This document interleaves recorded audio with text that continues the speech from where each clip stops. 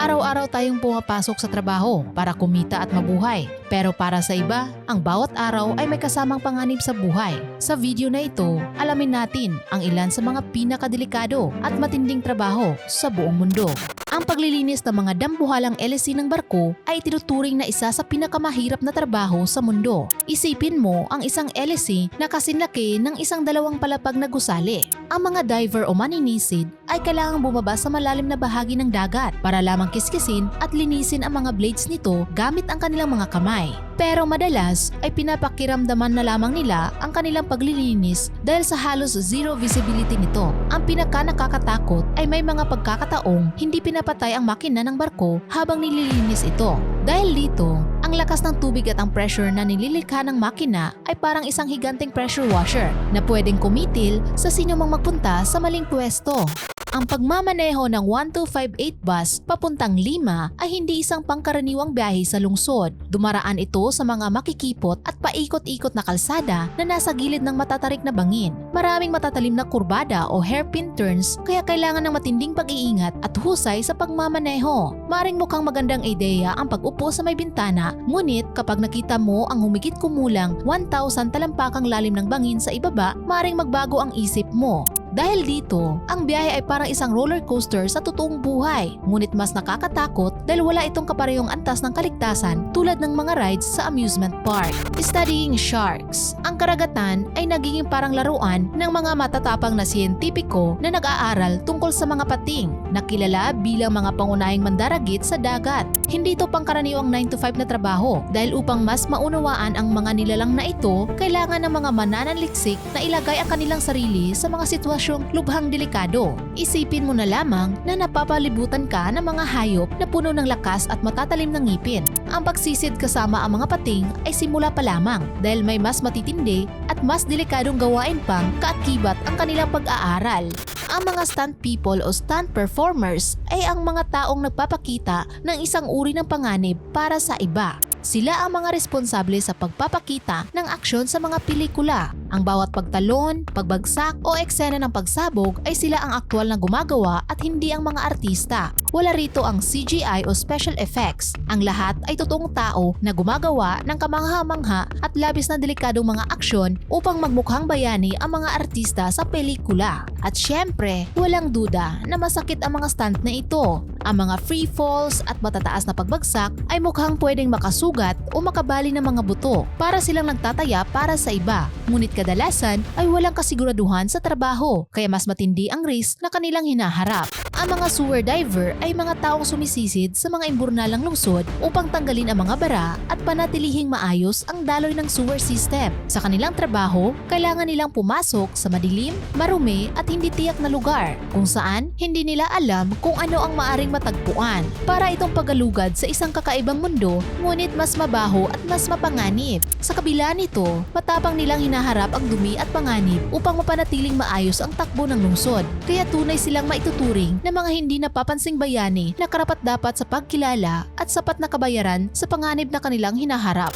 Ang mga storm chasers ay mga taong mahilig sa matinding adrenaline, ngunit may malinaw na layunin sa kanilang trabaho. Habulin at i-document ang pinaka-extreme na kondisyon ng panahon sa mundo. Para silang mga siyentipiko na may death wish dahil kailangan nilang iwasan ang hagupit ng ulan, kidlat at flash floods para makuha ang perpektong impormasyon. Bawat sandali ay isang sugal laban sa kalikasan at kapag naharap sila sa isang malakas at ganap na tornado, para na silang naglalaro sa kanilang sariling mapanganib na playground na nagpapakita ng tapang at dedikasyon sa kanilang trabaho.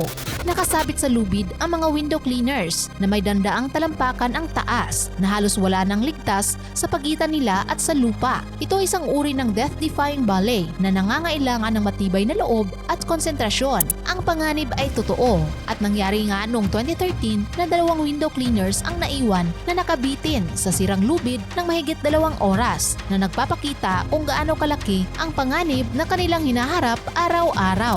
Linemen.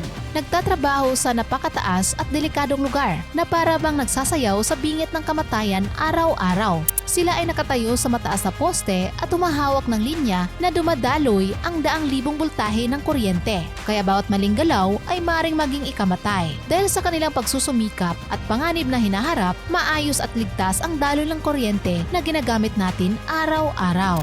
Icefall Doctors, mga hindi kilalang bayani na nagtatrabaho sa pinakamapanganib na bahagi ng Mount Everest. Sila ang nagbubuo ng ligtas na ruta sa matinding icefall na nagsisilbing lifeline para sa daan-daang mga climbers bawat taon. Ang trabahong ito ay nangangailangan ng hindi matatawarang kasanayan at tapang dahil araw-araw silang humaharap sa hindi pa natutuklasan at potensyal na nakamamatay na lugar at may laging banta na maring gumuho ang lupa o yelo sa ilalim nila. Ipinapakita nito ang sakripisyo at tibay ng tao na handang ilagay ang sariling buhay sa panganib para sa kaligtasan ng iba sa kabila ng matinding hamon.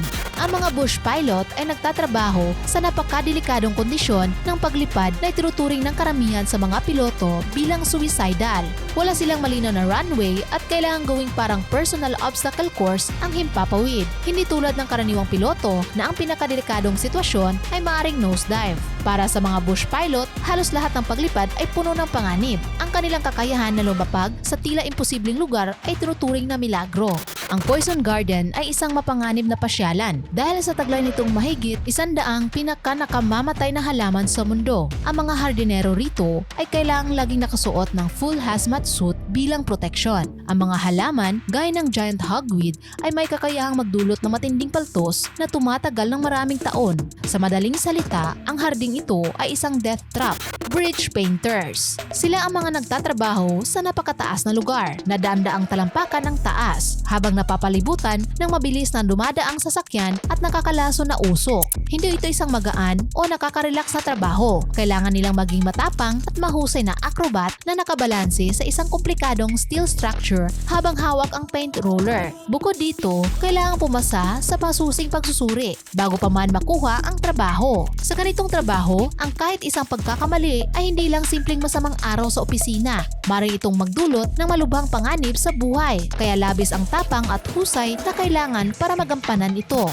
Product testers. Humaharap sa isang uri ng panganib upang masiguro ang kaligtasan ng mga produkto para sa mga consumer. Inilalagay nila ang kanilang katawan sa panganib mula sa pagtitiis ng mga pagsabog hanggang sa pagtanggap ng mga saksak upang tiyakin na ligtas ang produkto bago ito ilabas sa merkado. Dahil dito, sila ay matuturing na real-life superheroes ng product development. Snake milking. Isang natatanging propesyon na nangangailangan ng tamang kasanayan at tapang. Ang proseso ng pagkuha ng kamandag ng ahas para sa paggawa ng anti-venom ay napakahalaga sa medisina. Ngunit kakaunti lamang sa mundo ang may kakayahang gawin ito ng maayos. Halimbawa, ang mga profesional tulad ni Jim Harrison ay kayang kunin ang kamandag mula sa 150 na ahas sa loob lamang ng 2 oras nang walang guantes na nagpapakita ng sukdulang tibay at konsentrasyon. Isa itong trabaho na mataas ang panganib dahil kahit isang pagkakamali ay maaaring magdulot ng malubhang kapahamakan o kamatayan. Kaya tinuturing silang mga hindi kilalang bayani sa larangan ng medisina.